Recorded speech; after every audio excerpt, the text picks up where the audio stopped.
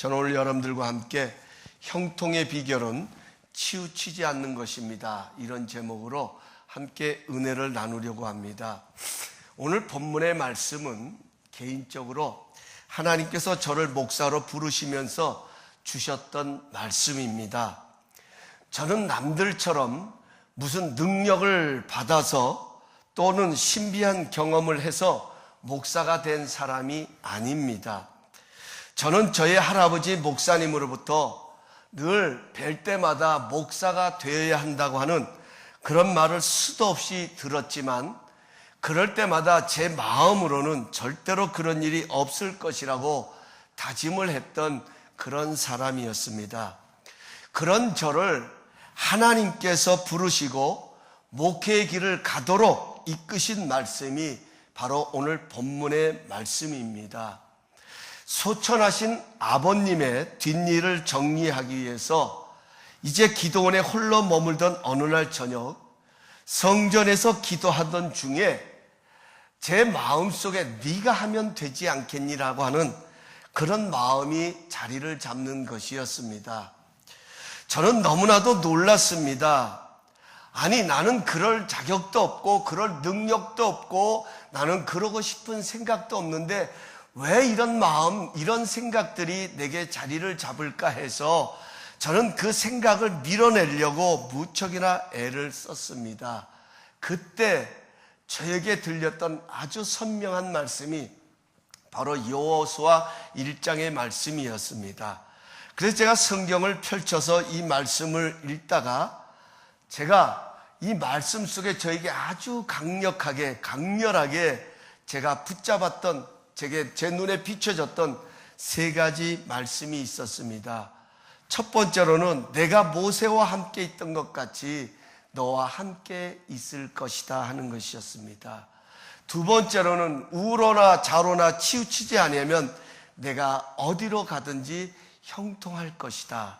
세 번째로는 두려워 말며 놀라지 마라. 내가 어디로 가든지 내 하나님 여호와가 너와 함께 하느니라 하는 이 세 가지 말씀이 저에게 아주 강렬하게 제 마음을, 제 자신을 이렇게 때리게 되었습니다. 근데 여러분, 하나님께서요 강렬하게 역사하면 참 사람이 굉장히 단순해집니다. 복잡해지지가 않습니다. 저는 무슨 생각을 했는지 밤새도록 기도하고 나서 그 다음날 아침 그 성전 앞에 있는 공중전화를 통해서 미국에 있는 제 아내에게 전화를 했습니다. 그러면서 제가 이제는 내가 목회의 길을 가야 될 것 같다고 제 아내에게 이야기했으니 제 아내가 얼마나 당황스럽겠어요. 전혀 생각지 못했던 이야기가 들리니까 제 아내도 아마 그 자리를 피하기 위해서 그렇게 말했을 겁니다. 내가 기도해 보겠노라고, 일주일만 시간을 달라고 제 아내가 저에게 그렇게 이야기하는 것이었습니다. 혹이라도 제 아내가 아니라고, 나는 그럴 자신이 없다라고 거부한다면 얼마든지 돌아설 수 있는 여지가 남겨져 있는 것입니다. 그런데 일주일 만에 제가 전화했을 때 제 아내도 그렇게 하겠다고, 그 길을 순순히 따라가겠다고 이야기하는 것이었습니다. 그래서 저는 그날로 미국 비행기 표를 끊어서 미국으로 돌아왔습니다. 그리고 3일 만에 모든 짐을 다 정리하고 아직 첫 돌도 지나지 않은 우리 보배 이 3명의 아이들을 데리고 한국행 비행기에 몸을 실었습니다. 지금 돌아보면 정말 뭐가 그리도 급했을까 하는 생각이 듭니다. 저의 장인이신 장로님이 얼마나 섭섭했는지 모른다고 훗날 저에게 이야기를 하셨습니다.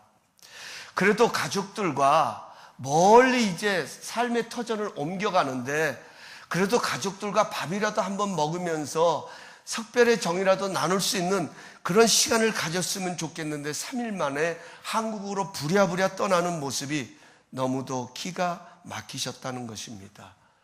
그렇습니다. 돌아서 보면요, 제가 무슨 큰 교회에 부임하는 것도 아닙니다. 그렇다고 목사 안수를 받은 것도 아닙니다. 그저 전도사에 불과했습니다. 자동차도 다니지 않는 그 산 중턱에 있는 여러분 화장실도 재래식 화장실입니다.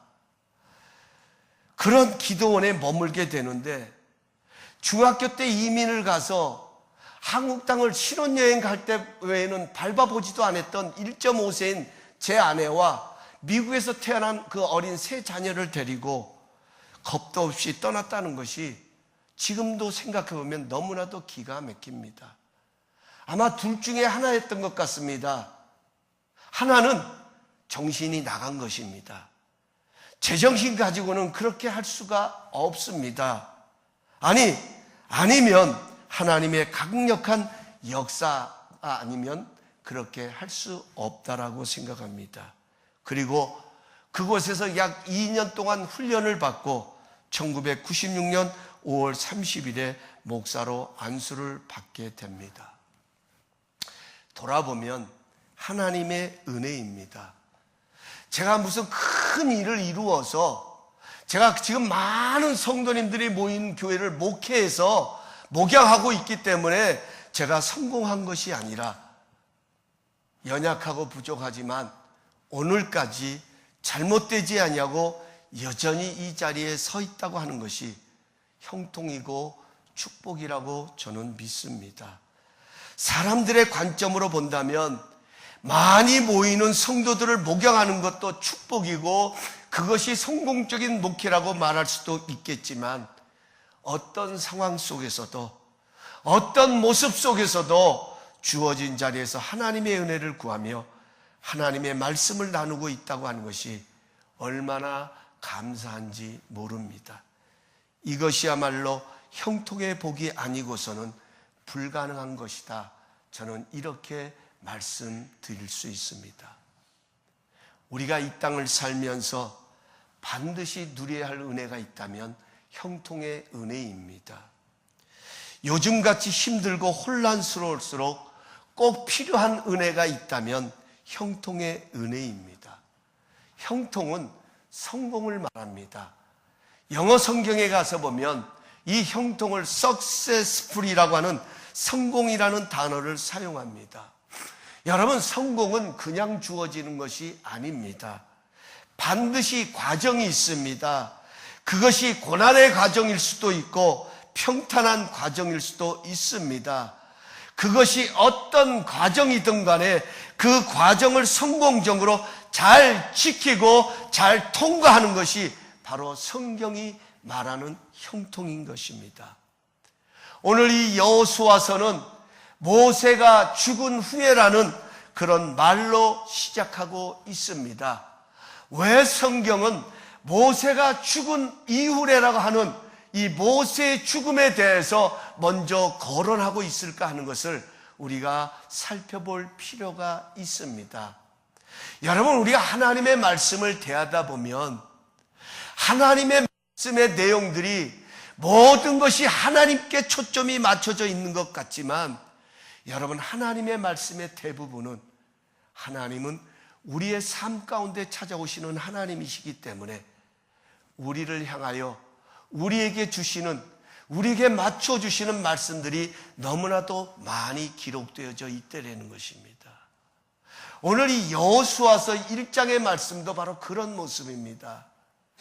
하나님께서는 모세가 죽자 그의 죽음을 이스라엘 백성들이 결단코 그들에게 있어서는 여러분 그냥 넘길 만한 죽음이 아닙니다. 우리가 잘 아는 대로 모세는 이스라엘 백성들을 영적으로 이끌었던 훌륭한 지도자였습니다. 그 고난의 광야의 여정을 오늘 여기까지 이끌어온 것이 바로 모세의 지도력이었습니다. 모세는 하나님과 이스라엘 백성의 중보자의 역할을 했습니다. 하나님께서도 모세를 통하여 이스라엘 백성들을 인도하셨을 뿐만 아니라 이스라엘 백성들도 모세를 통해서 하나님의 인도하심을 받아갔다는 거예요. 바꿔서 말하면 삶의 중심과 같은 그런 역할을 했던 능력 있는 지도자였습니다. 그 지도자가 세상을 떠났습니다. 자신들의 곁을 떠났습니다. 이스라엘 백성들은 이제 염려와 앞으로 어떻게 해야 되는 그런 걱정과 뿐만 아니라 깊은 절망에 빠져 있었습니다. 하나님은 그것을 아시고 오늘 성경 1절에 여호와의 종 모세가 죽은 후에라는 단어로 이 여호수아 1장을 시작하고 계십니다. 여러분, 우리도 그렇지 않습니까? 내가 사랑했던 것, 내가 아꼈던 것, 내가 귀하게 여겼던 것, 아니 내가 의지했던 것, 그런 것들이 내 곁을 떠날 때에, 내 곁에서 사라질 때에 얼마나 깊은 절망감을 느낍니까? 얼마나 많은 시리에 빠집니까? 마치 그것이 없으면 안 될 것 같아서 여러분 얼마나 낙심하기도 합니까? 하늘이 무너져 내리는 것 같다는 말을 하지요. 바로 이럴 때 사용하는 말입니다. 바로 이러한 순간에 하나님께서 여호수아를 찾아오셨습니다. 여호수아는 이 상황이 올 것이라고 몰랐던 것이 아닙니다. 어느 날 갑자기 하나님께서 여호수아를 찾아와서 여호수아에게 이런 명령을 내리신 것이 아닙니다. 아니, 오히려 하나님께서는 이미 모세를 통해 말씀하셨습니다. 우리 신명기 31장 7절, 8절 말씀을 우리 함께 한번 읽어보겠습니다. 우리 함께 읽겠습니다. 시작. 모세가 여호수아를 불러 이스라엘의 목전에서 그에게 이르되 너는 강하고 담대하라. 너는 이 백성을 거느리고 여호와께서 그들의 조상에게 주리라고 맹세하신 땅에 들어가서 그들에게 그 땅을 차지하게 하라. 그리하면 여호와가 그가 내 앞에서 가시며 너와 함께하사 너를 떠나지 아니하시며 버리지 아니하시리니 너는 두려워하지 말라, 놀라지 말라. 아멘. 모세가 살아생전에 여호수아를 이스라엘 백성들이 보는, 많은 백성들이 보고 있는 그 자리에 불러서 이미 예견해 주고 있습니다.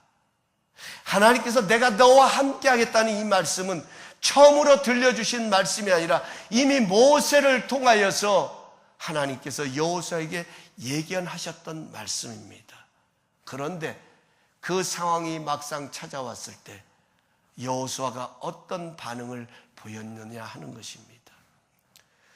신학자 존 칼빈은 이 장면을 놓고 이런 말을 남겼습니다. 심지어 충분히 준비가 되었다고 하는 가장 용감한 사람들도 그 일을 감당해야 될 때가 오면 멍청이 서 있거나 주저하게 된다, 이런 말을 남겼습니다. 여호수아는 연약한 사람이 아닙니다. 여호수아는 용감한 사람이었습니다.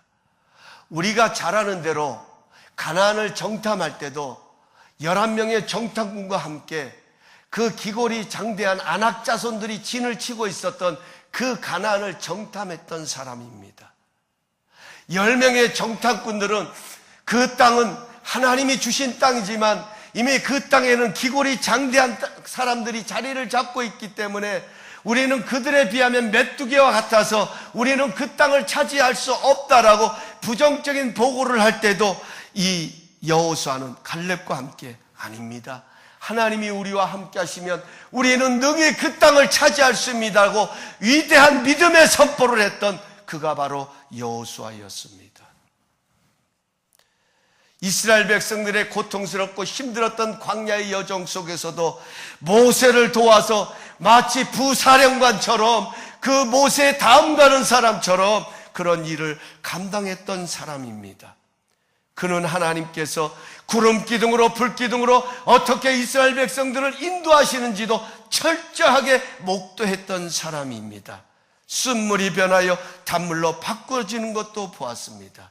하지만 막상 모세의 역할이 주어지자 어떻게 해야 할지 두려움이 먼저 자리를 잡았습니다.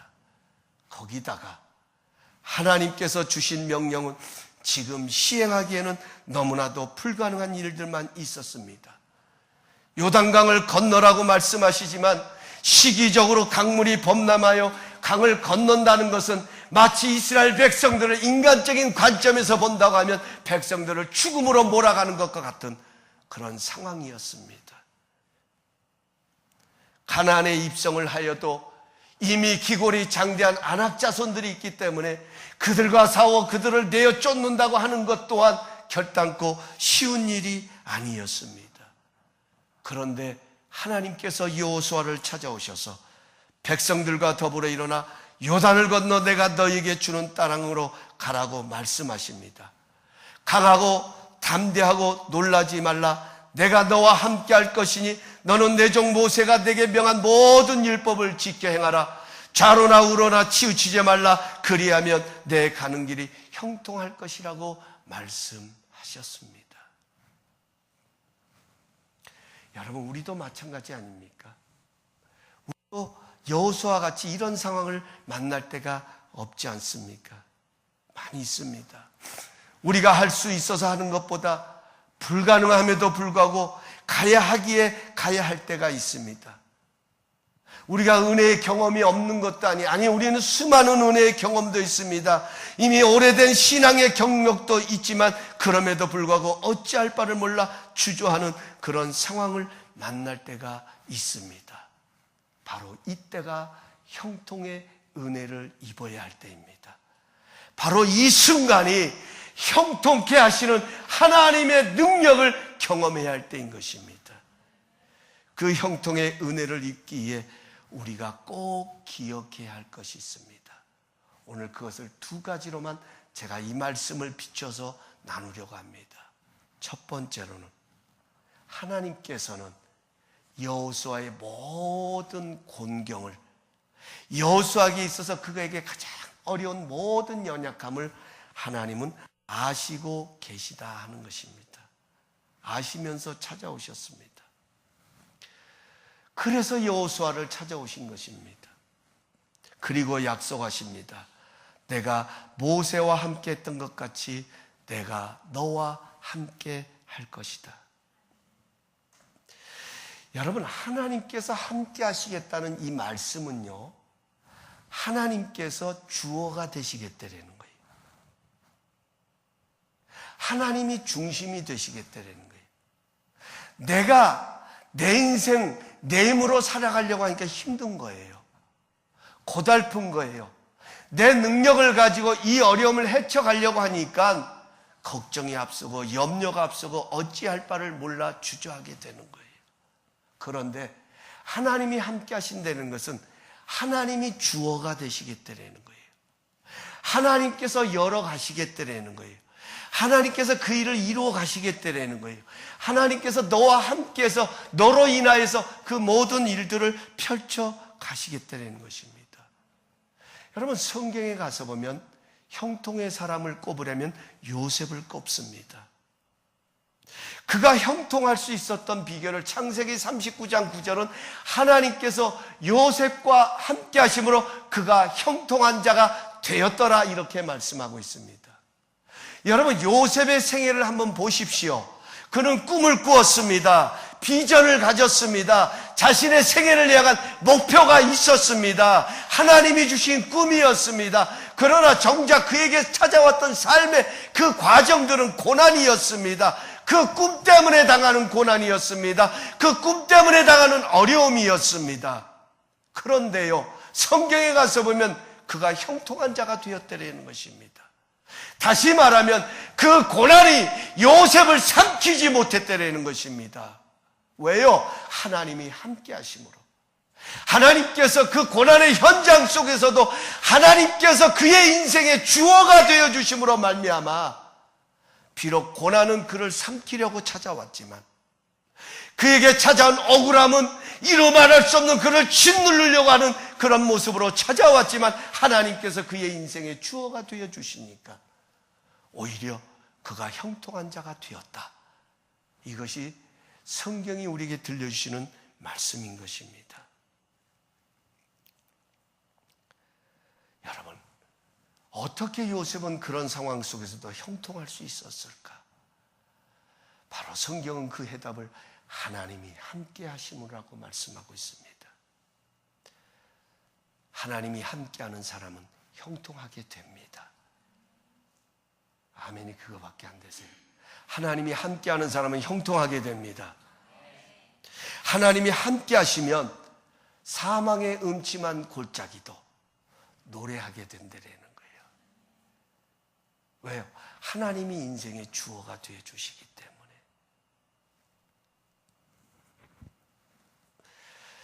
여러분, 우리가 망설여질 때가 있습니다.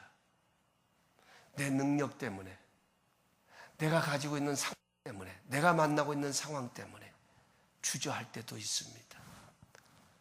은혜도 경험했고 하나님의 살아계심도 믿지만 이렇게 망설여질 때가 있습니다. 이럴 때 우리가 붙들어야 할 믿음은 하나님이 나를 알고 찾아오신다는 사실입니다. 그분은 나의 연약함도 아십니다. 그분은 나의 부족함도 아십니다. 아니요, 그분은 나의 허물도 아십니다. 그분은 나의 죄악됨도 알고 계십니다. 하나님께서 이 김 목사를 부르신 것은 내가 어떤 성품이 좋고 내가 어떤 모습들이 하나님 보시기에 좋은 모습보다는 하나님은 저를 아셨습니다. 뭐가 부족하고 뭐가 연약하고 어떤 것이 단점이고 어떤 것이 나약한 것인지를 압니다. 그러기에 하나님의 함께 하심이 필요합니다. 하나님께서는 우리를 너무나도 잘 아시기에 우리의 인생의 주어가 되시기 위해 오늘도 찾아오신다는 거예요. 신앙생활은 바로 그 하나님과 소통하는 겁니다. 오늘 이 예배가 우리에게 복된 것은, 오늘 이 예배가 우리에게 기쁨이 되어지는 것은, 오늘 드려지는 이 예배가 하나님 앞에 감사가 되어지는 것은 내가 완벽하기 때문이 아니라 나의 연약함을 아시고 나의 부족함을 아시고 오늘도 우리를 찾아와 주셔서 오늘도 우리의 인생의 그 연약함 속에 하나님의 은혜로 하나님의 능력으로 함께 하셔서 우리를 새롭게 일으켜 세워주시려고 하시는 그 하나님과 소통하는 시간이 바로 이 예배 시간인 것입니다. 그래서 이 예배가 우리에게는 기쁨이 되는 거예요. 우리는 이 예배를 통해 하나님의 음성을 듣고 하나님의 위로를 받고 하나님의 능력을 얻고 이 예배를 통해서 우리가 하나님께 더 다가가는 거예요. 그분을 내 인생의 주어로 모셔드리는 거예요. 내 인생의 중심으로 다시금 그분을 모셔드리는 것, 이것이 바로 예배의 기쁨입니다. 다시 한번 말씀드립니다. 하나님은 여호수아의 모든 것을 아시고 찾아오셨습니다. 모세가 죽은 이후에 이스라엘 백성들이 어떤 상황 속에 있고 그들의 심정이 어떤 모습인 것을 아시고 하나님은 찾아오셨습니다. 이것을 우리가 붙들어야 합니다. 이것이 형통의 비결 첫 번째입니다. 하나님은 나를 아십니다. 그래서 그분은 내 인생에게 주어가 되시기 위해서 나를 찾아오십니다. 그분을 모셔드리는 것, 이것이 형통의 비결입니다. 두 번째로는 자로나 우로나 치우치지 말라라고 말씀합니다. 오늘 하나님께서 여호수아에게 들려주셨던 말씀의 핵심들을 보면 율법을 지켜 행하라, 율법을 묵상하라, 율법이라는 단어가 핵심입니다. 그런데 그 왜 율법을 하나님께서 주셨는가 하는가는 자로나 우로나 치우치지 말라라고 하시는 말씀과 함께 주셨다는 것입니다. 여러분 한번 생각해 보세요. 우리가 살아가는 세상이 얼마나 두려움으로 가득한 세상입니까? 얼마나 염려가 가득한 세상입니까? 어떻게 이런 세상을 살아가면서 자로나 우로나 치우치지 않을 수 있겠습니까? 여러분, 우리도 자로나 우로나 치우치고 싶지 않아요. 그런데 이 세상이 우리는 너무 험난하고 너무 걱정이 많고 염려가 많다 보니까 우리는 자로나 우로나 치우친다라고 말합니다. 여러분, 우리가 치우치지 않을 수 있는 비결은 이 험난한 세상 속에서도, 이 어지러운 세상 속에서도, 걱정할 수밖에 없는 이런 상황 속에서도 나를 붙들어 줄 수 있는 중심이 있어야 된다는 거예요. 그래야만 우리는 치우치지 않을 수 있는 것입니다. 그래서 하나님은 모세가 내게 명한 율법을 다 지켜 행하라고 말씀하는 것입니다. 여기 지켜 행한다는 것은 그 말씀을 묵상하고 그대로 따라가는 것입니다. 그러면 그 말씀이 나를 지켜준다라는 거예요. 나를 보호해준다라는 거예요. 나를 인도해준다라는 거예요. 내가 가야 할 길로 그 말씀이 나를 이끌어 주신다라는 거예요. 여러분, 우리가 치우치는 이유가 뭡니까? 하나님을 믿지 않는 것이 아닙니다. 그럼에도 치우치게 되는 것, 여러분, 그것은 우리에게 두 마음이 있기 때문이 아닙니까? 사실 우리 믿음의 사람들이 가장 많은 갈등을 겪는 게 이거예요. 세상 사람들은 이것도 없어요. 그저 내 하고 싶은 대로 하고 내 생각대로 하고 내 뜻대로 하고 내 능력대로 살아가. 이게 세상 사람들의 사는 방법이에요. 그러나 우리 믿음의 사람들은 그게 아니에요. 우리의 마음은 하나님을 공경하고 하나님을 사랑하고 하나님의 뜻 가운데 살기를 원하는 마음이 있어요. 그런데 살다 보면 우리가 이 세상을 살아가다 보면, 아니 그 상황, 어떤 상황을 만나다 보면 그 하나님을 사랑하던 그 상황 속에서도 때로는 내 마음이 세상의 것을, 어떤 능력을 따라가려는 그런 마음도 있습니다. 그래서 바울은 오라 나는 곤고한 사람이로다. 누가 나를 이 사망의 몸에서 건져내라. 그렇게 고백하잖아요. 탄식하잖아요.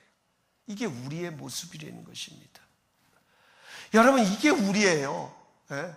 여기 있는 김 목사는 항상 믿음만 외친다고 해서 제 안에 믿음만 충만한 것이 아니에요. 저에게도 의심이 있어요. 두려움이 있어요. 가야 할까 말아야 될까 서야 할까, 때로는 갈등을 겪을 때도 있다라는 거예요. 그러기 때문에 힘든 거예요. 그러기 때문에 갈등을 겪는 거예요. 여러분, 목사가요, 말씀을 전하면서 가장 힘들 때가 뭔지 아세요? 말씀을 전하면서 그 말씀대로 살지 못할 때예요. 저는 이 말씀을 전하고 이런 말씀을 하지만 제 삶을 돌아가서 보면 내가 다 그렇게 사는 게 아니에요. 그렇지 못할 때가 있어요. 때로는 어떤 위장을 하고 포장을 하는 참 그런 모습도 있는 것이 솔직해요. 그럴 때마다 제 마음속에 하나님 앞에 고백하는 것이, 그래도 내가 목사인데, 그래도 내가 하나님의 말씀을 전하는 주의 종이라고 하는데, 하나님, 내가 뭔가는 달라야 되지 않겠습니까? 하나님, 그래도 내가 뭔가는, 제가 하나님의 부르심을 받은 종이라면 뭔가 달라도 달라야 되지 않겠습니까? 하나님 긍휼히 여겨달라고, 불쌍히 여겨달라고 하나님 앞에 기도하는 거예요.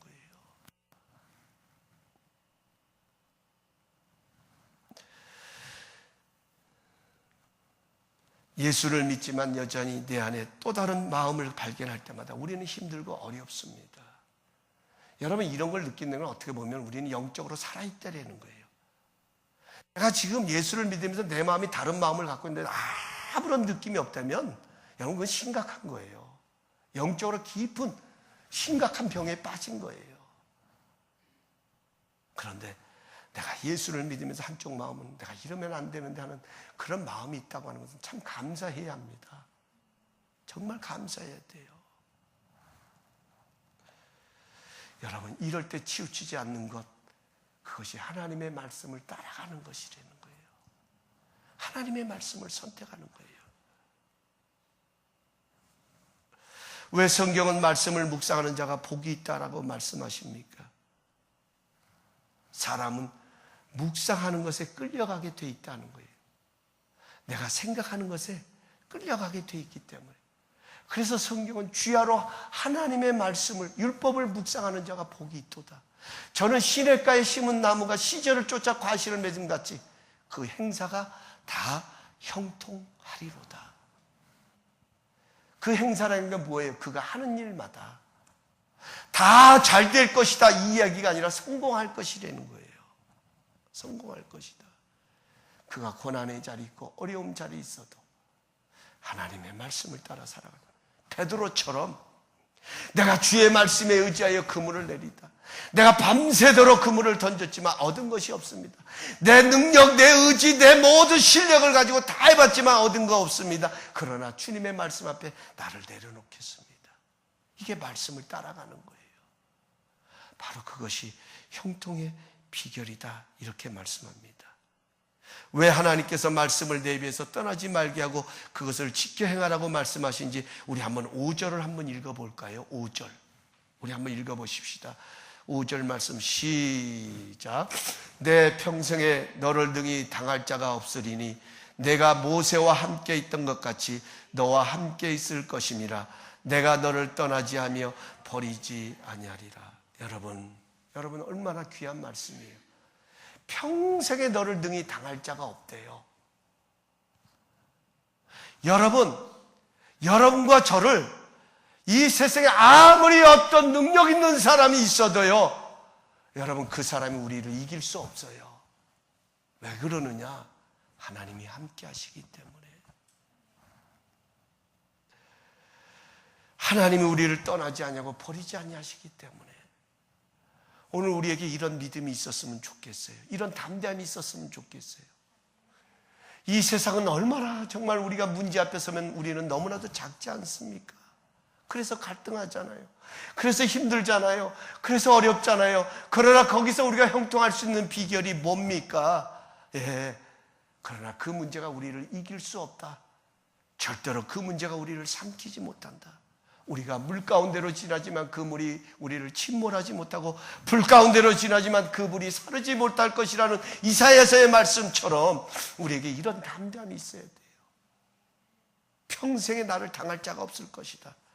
나는 어디에 머물든지 하나님이 나와 함께 하시기 때문에 내가 이 말씀을 따라해가면 그분은 나를 버리지 아니하시고 포기하지 아니기 때문에 나는 어디에 있든지 존귀한 자로 세움을 입을 것이다.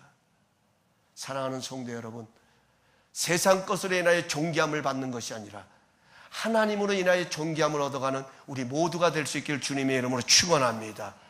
세상의 것은 사라지는 거예요. 세상의 것은 영원한 것이 아니에요. 그것이 나를 높여주는 것이 아니에요. 그것이 존귀해지는 거예요. 세상의 명예는 반드시 떨어지게 돼 있어요. 여러분, 하나님이 나를 높여주시고 하나님이 나를 인정하여 주시고 하나님께서 나를 존귀하게 여기신 그 인생이 정말로 값진 인생이 되고 보람 있는 인생이 되는 거예요.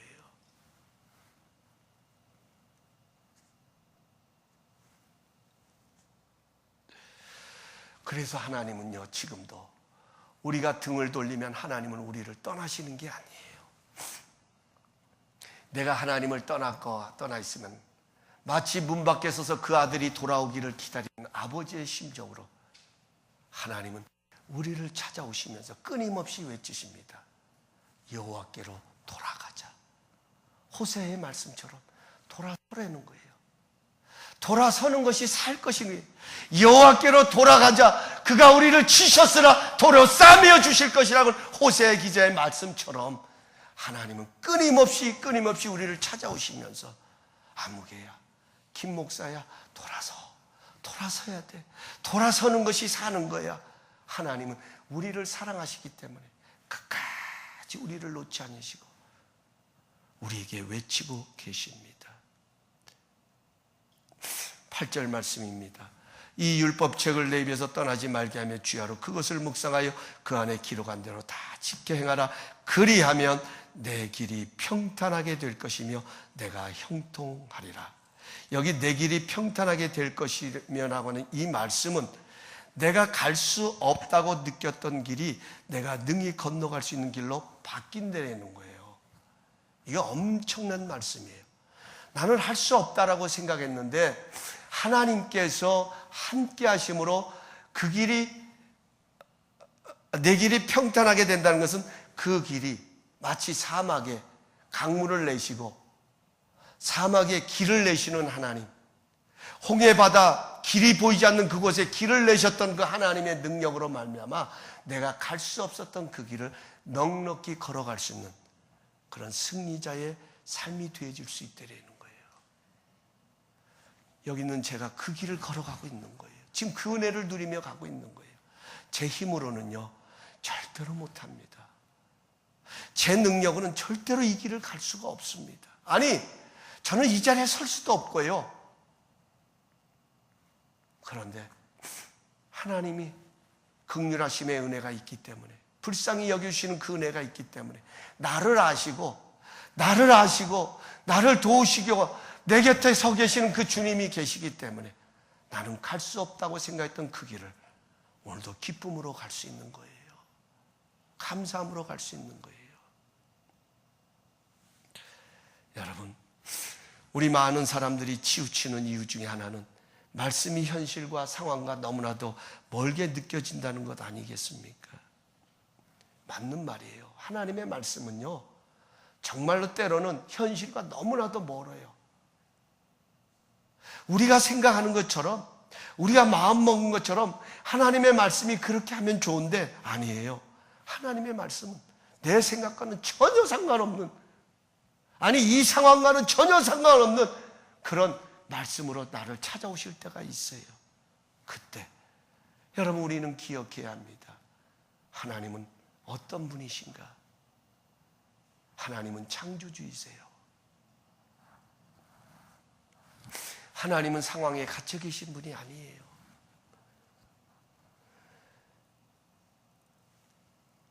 하나님은 전지전능하신 분이라고 말씀합니다.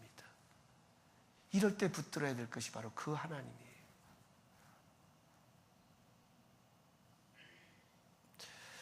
여러분, 형통은 어디로 가든지 하나님이 함께 하심의 결과입니다. 내가 하나님의 말씀을 붙들면 말씀이 나를 붙들어 주십니다. 그래서 그 말씀을 따라 행하라고 말씀합니다. 신명기 28장은 약속하십니다. 내가 내 하나님 여호와의 말씀을 삼가 듣고 내가 오늘 내게 명령하는 그의 모든 명령을 지켜 행하면 내 하나님 여호와께서 너를 세계 모든 민족 위에 뛰어나게 하실 것이요 들어가도 복을 받고 나가도 복을 받으며 성읍에서도 들에서도 복을 받을 것이다. 하나님은 말씀하시는 하나님이십니다. 말씀으로 우리 가운데 함께 하십니다. 그러므로 기억하십시오. 형통의 비결은 치우치지 않는 것입니다. 치우치지 않는 방법은 하나님의 말씀이 나를 붙들어 주셔야 합니다. 내 입에서 말씀을 되새기고 묵상하면 그 말씀이 나를 도와줍니다. 이제 이 한 예화를 사용하고 말씀을 맺으려고 합니다. 제가 이런 글을 읽었습니다. 자동차 정비사가 직업인 어느 청년이 있었습니다. 그가 신나게 차를 몰고 고속도로를 달리는데 그 자동차가 그만 고장이 나서 멈춰 서버리고 말았습니다. 그런데 이 사람의 직업이 정비사잖아요. 그래서 이 사람은 아무런 걱정도 하지 않고 차를 한곁에 세우고 이제 차를 손보기를 시작을 했습니다. 그런데 아무리 이 방법 저 방법을 동원해서 사용해 봐도 이 자동차가 시동이 걸리지를 않는 것입니다. 속수무책이었습니다.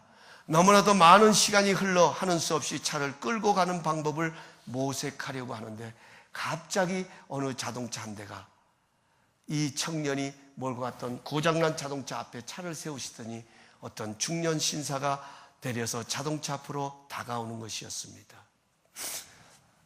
그러면서 이 신사 한 분이 내가 좀 도와드려도 될까요? 라고 말하는 것이었어요. 그러자 청년은 제가 자동차 정비사입니다. 내가 아무리 손을 보았는데 만졌는데 제가 알 수가 없습니다. 이것은 선생님이 손 본다고 될 일이 아닙니다. 이거는 공장으로 들어가야 될 것 같습니다. 그러자 이분이 그러지 말고 제가 좀 봐드릴게요. 그리고 나더니 이분이 몇 가지를 손을 딱 보니까 그리고 시동을 걸었더니 시동이 걸리는 거였습니다. 이 청년이 너무나도 깜짝 놀랐습니다. 아니 도대체 이분이 뭐 하는 분이길래 이분이 뭐 하시는 분이길래 자신이 할 수 없는 이 일을 이렇게 거뜬하게 해결할 수 있을까 해서 물었습니다. 아니 선생님 도대체 뭐 하시는 분인데 이렇게 제가 고치지도 못하는 차를 고칠 수 있습니까? 라고 묻자 이 신사분이 웃으면서 내가 헨리 포드입니다 라고 말했다는 거예요. 내가 이 자동차를 제작한 사람입니다. 여러분, 하나님과 우리와의 관계가 이와 같다는 것입니다. 우리는 내 인생의 자동차를 내 마음대로 몰고 다니는 것 같지만 내 인생을 운전하는 분이 따로 계시다는 것입니다. 내가 아는 것 같지만, 그래서 내가 내 인생에 내 마음대로 행하는 것 같지만 내 인생을 지으시고 만드신 창조주가 따로 계시다는 것입니다. 우리는 인생을 살면서 이런 문제 저런 문제를 일으키고 그 문제 안에 살아가지만 하나님은 그 어떤 문제라도 다 해결하실 수 있는 전지전능하신 분이십니다. 그렇다면 인생의 정답이 바로 나오는 것입니다. 그 하나님이 함께 하시면 형통하는 것입니다. 우리가 자로나 우러나 치우치지 않냐고 그 말씀을 따라가면 하나님이 함께 하심으로 가는 길이 형통할 것이라고 말씀하십니다. 형통의 비결은 말씀을 붙들고 치우치지 않는 것입니다. 지금이야말로 말씀으로 돌아가야 할 때입니다. 이것이 이 민족이 살아나는 길이라고 외치고 있습니다. 지금이야말로 말씀으로 돌아가는 것이 교회가 회복될 수 있는 비결이라고 외치고 있습니다. 우리 말씀을 따라 살아가기에 몸부림치십시다. 바로 여기에 형통케 하시는 하나님의 은혜가 함께할 줄로 믿습니다. 우리 모두에게 이런 축복이 함께 하시기를 예수님의 이름으로 축원합니다. 우리 기도하시겠습니다.